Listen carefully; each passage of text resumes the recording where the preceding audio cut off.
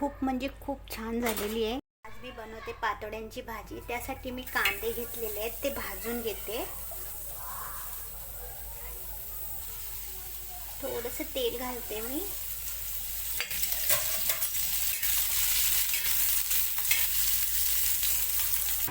त्याच्यामध्ये मी आता एक खोबरं पण भाजून घेते। त्याच्यामध्ये मी थोडे तांदूळ घालते, कारण की भाजीला घट्टपणा येण्यासाठी, आणि थोडे धनेही घालून घेते। त्याला छानपैकी आता भाजून घेणार। 2-3 लसूण आणि अद्रक हे पण थोडं भाजून घेते। आता मी गॅस बंद करतो आणि कोथिंबीर वगैरे आता मी हे मसाला वाटून घेतो। चण्याचं पीठ घेतलेलं आहे, त्याच्यामध्ये थोडंसं मीठ घालते, थोडीशी हळद घालते आणि थोडंसं लाल तिखट घालते। याच्यामध्ये मी अर्धी पळी तेल घालते आणि हे पिठाला चांगलं मळून घेते।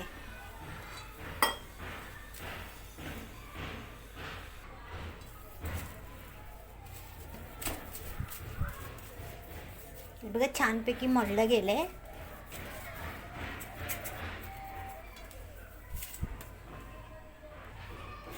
गॅस पेटवून घेतो मी आणि त्याच्यामध्ये हे भांडे ठेवते। भांडे गरम झालं, त्याच्यामध्ये 2 पळी तेल घालते मी।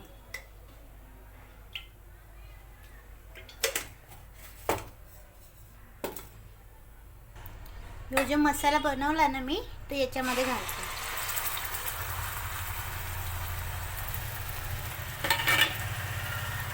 एक चम्मच मिरची पावडर, आधा चम्मच हळद।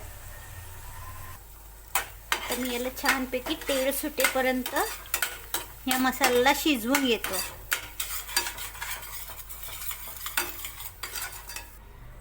तिथपर्यंत हे पातोड्यांचं आपण पीठ लाटून घेऊया।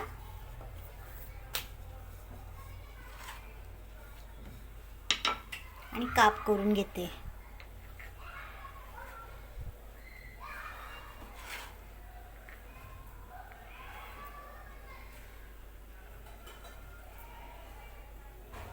माझं पीठ थोडं पातळ झालेलं आहे, त्या गुंता ते असं पसरलेलं सारखं वाटते, पण भाजीमध्ये बरोबर होऊन जातं।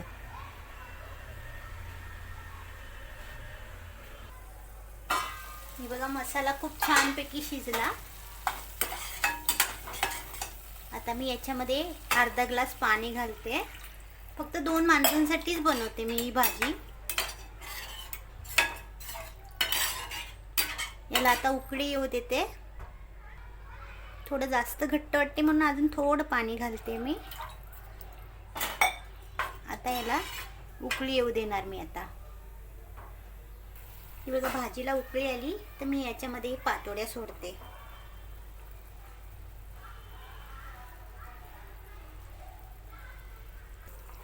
आता मी हिला ना 10 मिनिटं थोडी शिजवून घेणार बारीक गॅसवर। सॉरी, मीठ घालायचं विसरून गेली, चवीप्रमाणे मीठ घालते। आता याला झाकण देऊन थोडी शिजवून घेते 10 मिनिटं।